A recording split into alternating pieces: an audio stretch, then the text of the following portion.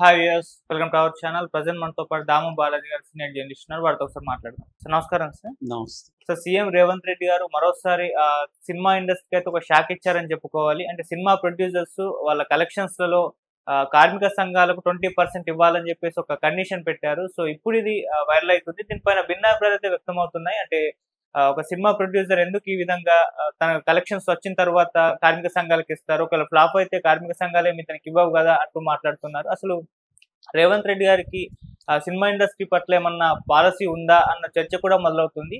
ఒకసారి ఏమో బెనిఫిట్ షోలు ఉండవు అంటారు, మరోసారి బెనిఫిట్ షోలు వేస్తూ ఉంటారు. ఈ రకంగా ఆయన చేస్తూ ఉన్నారు. సో ఎందుకు ఈ విధంగా వ్యవహరిస్తున్నారు, మరి ఇప్పుడు కాంటెస్ట్ ఏంటి, ఎందుకు కార్మిక సంఘాలకు ఇవ్వాలని చెప్తున్నారు, మరి దీని పట్ల ఏ విధంగా రియాక్షన్స్ వస్తున్నాయి? రేవంత్ రెడ్డికి సినిమా ఇండస్ట్రీకి మధ్య ఒక క్లారిటీ ఉన్నట్టుగా కనబడలేదు. అసలు రేవంత్ రెడ్డి సినిమా ఇండస్ట్రీ పట్ల వీళ్ళకి ఒక పాలసీ ఉందా ఈ ప్రభుత్వానికి, అది కూడా ఒక కన్సిస్టెంట్ పాలసీ ఉందా, లేకపోతే ఎప్పటికప్పుడు ఆయన అవసరాల మేరకో లేకపోతే ఆయన పర్సనల్ ఈగోనో ఇవి డ్రైవ్ చేస్తున్నాయి రేవంత్ రెడ్డి అన్నట్టుగా మనకి అనిపిస్తుంది పరిశీలిస్తే. ఎందుకంటే ఫస్ట్ నిజానికి ఆయన సినిమా ఇండస్ట్రీతో బాగా పరిచయం ఉన్న వ్యక్తి. చాలా మంది సినిమాకి సంబంధించిన హీరోలు కావచ్చు, డైరెక్టర్లు కావచ్చు, చాలా మంది ఆయనకి పరిచయం ఉంది. రెండోది ఆయన తెలుగుదేశంలో ఉన్నాడు కాబట్టి తెలుగుదేశం ముందు నుంచి కూడా సినిమా ఇండస్ట్రీకి తెలుగుదేశంకి అవినాభావ సంబంధం. మెజార్టీ ఇండస్ట్రీ వాళ్ళు తెలుగుదేశంతో అనుకూలంగా ఉన్నవాళ్ళు.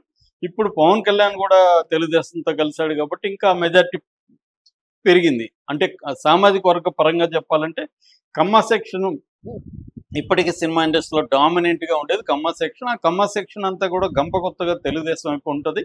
ఇప్పుడు కాపు సెక్షన్ కూడా తెలుగుదేశం వైపే వెళ్ళింది బలంగా. సో ఈ నేపథ్యంలో రేవంత్ రెడ్డి ఇక్కడ అధికారంలోకి వచ్చిన తర్వాత ఆయన సినిమా ఇండస్ట్రీ పట్ల ఒక కన్సిస్టెంట్ పాలసీ కనబడట్లేదు.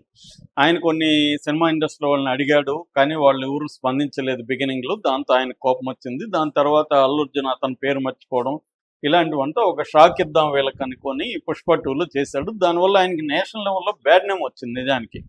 ఎందుకంటే అల్లు అర్జున్ ఏమీ పాపం చేయలేదు, నేరం చేయలేదు. అతను తన అభిమానులు కలుసుకోవడానికి సినిమా చూడడానికి వెళ్ళాడు. అది అందరూ చేసేది దేశవ్యాప్తంగా. అట్లాగే రాజకీయ నాయకులు సభల్లో కావచ్చు, మనకి 80% తొక్కిసలాట్లు ఎక్కడ జరుగుతాయి, గుళ్ళల్లోనూ మతపరమైన ప్రొసెషన్లోనే డేటా ప్రకారం 89% జరుగుతాయి. రాజకీయ ర్యాలీల్లో జరిగేది తక్కువే.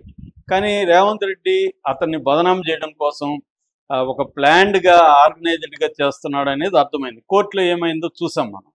సో అసెంబ్లీలో ఆ సందర్భంలో ఏంటి, సినిమా ఇండస్ట్రీ మీద చాలా విరుచుకుపడ్డాడు, అందరినీ దారుణంగా మాట్లాడాడు. దాని తర్వాత అసలు వీళ్ళకి నేను బెనిఫిట్ షో ఇవ్వను, ఆ తర్వాత టికెట్లు రేట్లు పెంచుకోవడానికి ఒప్పుకోనని అసెంబ్లీలో తీవ్ర ప్రతిజ్ఞ చేశాడు. పోనీ అది నిలబడిందా? దాంతో సినిమా ఇండస్ట్రీ వాళ్ళందరూ క్యూలో కట్టి ఈయనకి వచ్చి పుష్పగుచ్చాలు ఇచ్చి శాలువాలు కప్పి పోయారు. దాంతో ఈయన ఈగో సాటిస్ఫై అయిపోయింది. మళ్ళీ సైలెంట్ అయిపోయాడు. మళ్ళీ ఓజీ వచ్చినప్పుడు జీవో చేసి ఇచ్చారు. అప్పుడేమో కోమటిరెడ్డి వెంకటరెడ్డి సినిమాటోగ్రఫీ మినిస్టర్, ఆయనేమో అసలు నా జీవో వచ్చిందని నాకు తెలియదు, నాకు హెల్త్ బాలకి నేను ఒక అందుబాటులో లేను, అది హోమ్ నుంచి వచ్చింది అని ఇక మీదట ఇవ్వమని ఆయన చెప్పాడు. ఎందుకంటే కోర్టు దాన్ని ఆపేసింది. సో ఈ గందరగోళం అయితే ఈ ప్రభుత్వంలో కనబడుతుంది. ఇప్పుడు ఏమైంది, సడన్గా కార్మికులకి ప్రొడ్యూసర్లకి మధ్య గొడవలు వచ్చినప్పుడు అప్పుడు కొంత ప్రొయాక్టివ్గానే రేవంత్ రెడ్డి రంగంలోకి కార్మిక శాఖని రంగంలోకి దించి కొంత సాల్వ్ చేయడానికి ఆయన ట్రై చేశాడు. అప్పుడు కొంత బాగానే చేశాడు. దాని తర్వాత ఇప్పుడు సడన్గా కార్మిక సంఘాలు ఈయనకి సన్మానం చేశాయి. అది ఎప్పుడో జరిగింది నిజానికి. ఇప్పుడు ఎందుకు చేశారంటే దాని వెనక మళ్ళీ రాజకీయాలు ఉన్నాయి. ఎందుకంటే ఇప్పుడు జూబ్లీ హిల్స్ ఉప ఎన్నిక వచ్చింది కాబట్టి అక్కడ దాదాపు 25,000 మంది కార్మికుల ఓట్లు ఉన్నాయి, సినిమా కార్మికుల ఓట్లు. ఎందుకంటే కృష్ణానగర్, ఇందిరానగర్, చుట్టుపక్కల ఎక్కువ మంది ఫిల్మ్ నగర్, ఇక్కడంతా కార్మికులే ఉంటారు, సినిమా కార్మికులే ఉంటారు కాబట్టి వాళ్ళ ఓట్లు 25,000 ఉన్నాయి. అది చాలా కీలకమైంది. ఎందుకంటే ఇప్పుడు మాగుంట గోపీనాథ్కి ఆయన ప్రొడ్యూసర్ కూడా 2 సినిమాలు ప్రొడ్యూస్ చేశాడు. ఆయన కార్మికులతో మంచి సంబంధాలు ఉన్నాయి. ఇటేమో చిన్న శ్రీశైలం యాదవ్ కొడుకు కాంగ్రెస్ తరఫున నవీన్ యాదవ్ నిలబడ్డాడు. చిన్న శ్రీశైలం యాదవ్కి సినిమా ఇండస్ట్రీతో పరిచయాలు ఉన్నాయి. కాకపోతే ఏమైందంటే ఆయన ఈ మధ్య మన సజ్జనార్ రౌడీ షెట్టులను అందరినీ బైండ్ ఓవర్ చేయించి ఈయన కూడా చేయించాడు. అది బాగా ప్రచారంలోకి వచ్చింది. అందువల్ల రెండోది ఏంటంటే కార్మికులు గుంపగొత్తుగా ఓట్లు వేస్తారా కాంగ్రెస్కి లేదనే డౌట్ కూడా ఉంది. ఈ నేపథ్యంలో ఏం చేశారంటే ఇప్పుడు ఆ ఓట్ల కోసం అందరూ ట్రై చేయడం మొదలుపెట్టారు. ఎందుకంటే ఇది ప్రెస్టీజియస్ ఎన్నిక. హైదరాబాద్లో కాంగ్రెస్కి వీక్గా ఉంది. ఇప్పుడు కానీ ఈ ఎన్నికలు గెలవకపోతే రేవంత్ రెడ్డికి ప్రాబ్లం వస్తుంది. అందుకని రేవంత్ రెడ్డి ఏం చేస్తున్నా అంటే ఈ కార్మికుల్ని మీరు నేనేదో కలిసినట్టు కాకుండా మీరు నాకు సన్మానం చేయండి అన్నట్టుగా చేయించుకున్నట్టుగా ఎక్కువ మంది చెబుతున్నారు.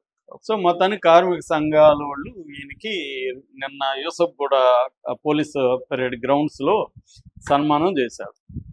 ఈ సన్మానంలో ఆయన మళ్ళీ కొన్ని హామీలు అవన్నీ ఇచ్చాడు. ఇక్కడ అవి కాంట్రవర్షియల్గా మారాయి. ఆయన ఇచ్చినవి ఏమంటే 10 కోట్ల రూపాయలు సంక్షేమ నిధి మేము ఏర్పాటు చేస్తాము కార్మిక వీళ్ళకి. ఈ సంక్షేమ నిధి వచ్చే వడ్డీల ద్వారా పేద కార్మికులకి ఏదైనా ప్రాబ్లమ్స్ వచ్చినప్పుడు హెల్ప్ చేస్తున్నాడు. అది ఖచ్చితంగా అప్రిషియేట్ చేయాలి. మంచి నిర్ణయం అది ఎక్కడైనా. ఎందుకంటే సినిమా కార్మికులకి ఏంటంటే రెగ్యులర్గా పని ఉండదు. వాళ్ళకి కొన్ని సినిమాలు పని దొరుకుతుంది, కొన్ని రోజులు ఖాళీగా ఉండాల్సి వస్తుంది. ఇటువంటి ప్రాబ్లమ్స్ కార్మిక వాళ్ళకి ఉంటాయి కాబట్టి రెండో సిటీలో బతకడం కూడా చాలా కష్టం. చాలా రకాల పేద కార్మికులకి హెల్ప్ చేయాల్సిన అవసరం అయితే ప్రభుత్వం నుంచి ఉంది. అది చేశారు. మిగతా అనేక చోట్ల కూడా కార్మిక నిధులు ఉంటాయి, హెల్ప్ చేస్తుంటారు. కాబట్టి సినిమా ఇండస్ట్రీ ఇది కూడా ఒక ఇండస్ట్రీగా కాబట్టి దీంట్లో చేయడం తప్పులేదు. అంతవరకు బాగుంది. అట్లాగే ఆరోగ్య బీమా ఏర్పాటు చేస్తాము, రాజీవ్ ఆరోగ్యశ్రీలోకి వీళ్ళని తీసుకొస్తాము. అట్లాగే ఒక కార్పొరేట్ ఒక 3-4 ఎకరాల్లో ఒక కార్పొరేట్ స్కూల్ని ఏర్పాటు చేసి ఈ సినీ కార్మికుల పిల్లలకి ఎక్స్క్లూజివ్గా అక్కడ చేస్తూ ఉన్నాడు. అది కూడా మంచిదే. అది జరుగుతుందో లేదో మనకు తెలియదు కానీ మంచిదే. అలాగే వీళ్ళకి ఇళ్ల నిర్మాణంలో మేము హెల్ప్ చేస్తాము. తర్వాత వీళ్ళ అసోసియేషన్ భవనం ఒకటి కూడా మేము నిర్మించిస్తాము. ఇవన్నీ మళ్ళీ డిసెంబర్ 9న మళ్ళీ మాట్లాడదామని చెప్పాడు. అంటే ఇక్కడ ఒక ఇది కనబడుతుంది. అంటే మీరు మాకు ఓట్లేసి గెలిపిస్తే మళ్ళీ మేము కూర్చొని మాట్లాడతామని. హామీల వరకే ఇవన్నీ కనబడతాయి. ఏంటంటే ఇది ఒక రకంగా ఏంటంటే నిజానికి ఇటువంటి హామీలు ఇవ్వకూడదు ఎన్నికల కోడ్ ప్రకారం. కానీ ఆయన తెలివిగా సన్మానం చేయించుకొని సభలో ఇచ్చినట్టుగా ఇచ్చాడు. మరి దీని మీద కూడా కోర్టుకు వెళ్తారని అంటున్నారు. ఎందుకంటే ఇవి ఒక రకంగా వాళ్ళని మభ్య పెట్టడం లాంటిది అవుతుంది.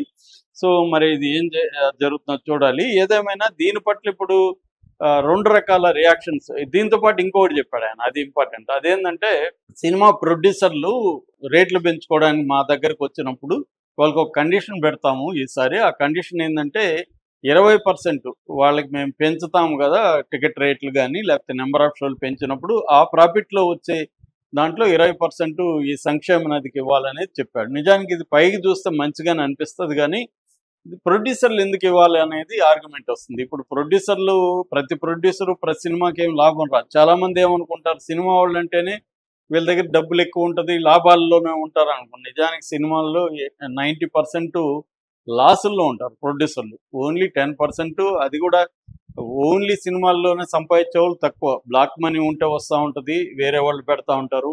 రెండోది వాళ్ళు రియల్ ఎస్టేట్ ఇవన్నీ చేసుకొని దాని ద్వారా రికవర్ అవుతుంటుంది. ఇండైరెక్ట్గా వాళ్ళకి హెల్ప్ అవుతుంది తప్ప సినిమాలు తీసి దాంట్లోనే కోట్లు సంపాదించడం అనేది ఇవాళ సాధ్యం కాని పరిస్థితి.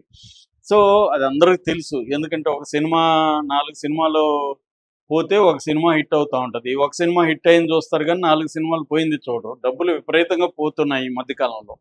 ఎందుకంటే సినిమాలు గడ్డు పరిస్థితుల్లో ఉన్నాయి. ఒక పక్క ఓటీటీ వాళ్ళు డబ్బులు ఇవ్వట్లేదు ఇంతకు ముందులాగా, ఇంకొక పక్క థియేటర్కి జనం రావట్లేదు, మరో పక్క పైరసీ వచ్చింది. ఇవన్నీ వల్ల సినిమాల నిర్మాణం ఖర్చు కూడా విపరీతంగా పెరిగిపోయింది. దానివల్ల ప్రొడ్యూసర్లు చాలా కష్టంగా ఉన్నారు.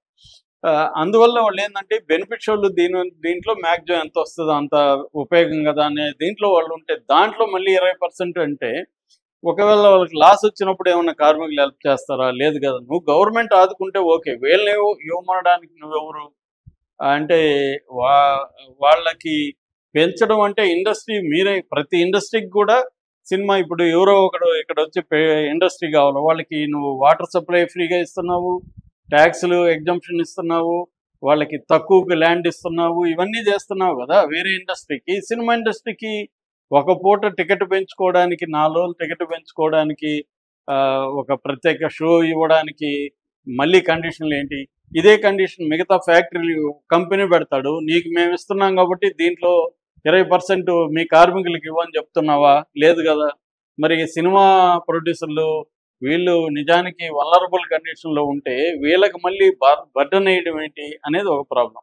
రెండోది మన కోర్టు వ్యతిరేకించింది, మళ్ళీ మీరు ఇస్తారు. మొన్నేమో ఆయన కూడా ఎవరు కోమటిరెడ్డి కూడా మేము అసలు పెంచం ఇక మీదటనే ఆయన స్టేట్మెంట్ ఇచ్చాడు. మరి ఈయనేమో ఇచ్చాడు. అంటే కార్మికులని ఆకర్షించడం కోసం, వాళ్ళ ఓట్లు వేసుకోవడం కోసమే రేవంత్ రెడ్డి మాట్లాడుతున్నాడా, ఆయనకు ఒక ఫిక్స్డ్ సినిమా పట్ల పాలసీ ఏమన్నా ఉందా అన్న డౌట్లు అయితే చాలా మందికి వస్తున్నాయి. అట్లాగే చాలామంది సినీ కార్మికులు కూడా రేవంత్ రెడ్డికి యాంటీగా నిన్న ధర్నాలు చేశారు. ఎందుకంటే ఇప్పుడున్న సినీ కార్మిక సంఘం సంబంధించి అధ్యక్షుడు ఎవరైతే ఉన్నారో వల్లభనేని అనిల్, ఆయన మీద 20 కేసులు ఉన్నాయి. ఆయన ఈ చిత్రపురి కాలనీ హౌసింగ్ స్కామ్లో A1గా ఉన్నాడు.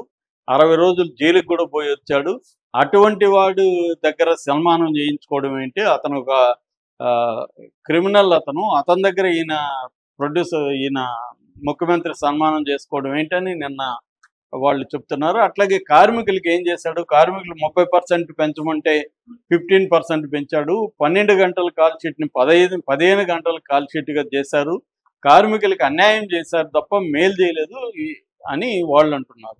అందుకనే కార్మికులు 25,000 మంది ఉంటే 1000 మంది కూడా రాలేదు. ఆ వచ్చిన వాళ్ళని కూడా ఎక్కడెక్కడో పట్టుకొచ్చి జూనియర్ ఆర్టిస్టులకి డబ్బులు ఎలాగా ఇస్తారో రోజుకి 1000 రూపాయలు అలాగా ఇచ్చి ఈ సభలకు తెచ్చారు తప్ప వాలంటరీగా ఎవరు రాలేదనే ఒక వాదన కూడా వస్తుంది.